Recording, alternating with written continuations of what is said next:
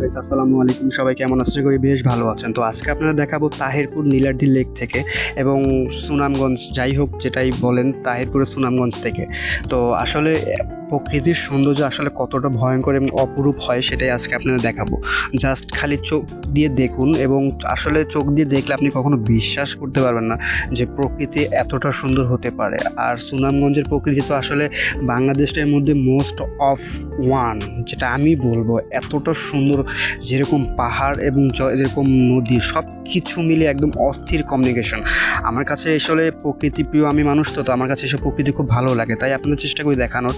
তো ওই দেখেছেন পাহাড়টা, আর এটা কিন্তু লেকটা, এইটার নাম কিন্তু হচ্ছে নীলাদ্রি লেক, যেটা আসলে অনেকে নাম শুনেছেন, হয়তো বা চিনেন না বা জানেন না, বা অনেকেই গিয়েছেন, যাই হোক ওইটার কথা না বলি। তো এই নীলাদ্রি লেকের কিন্তু অনেক হিস্ট্রি বা অনেক সৌন্দর্য আছে।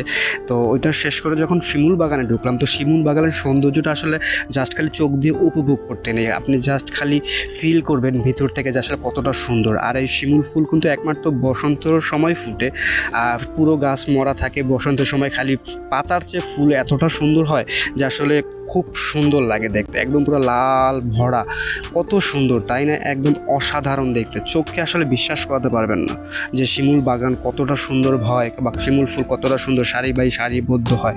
আর এই ফুল দিয়ে কিন্তু হচ্ছে তুলা তৈরি হয়, বাংলাদেশের শিমুল তুলা যেটাই বলেন, এ প্রকৃতির তুলা। তো ওইটা সম্পর্কে না বলি। আর আমার ভিডিওটা কেমন লেগেছে অবশ্যই কিন্তু আপনারা কমেন্টে জানাবেন। তো থ্যাংক ইউ সো মাচ।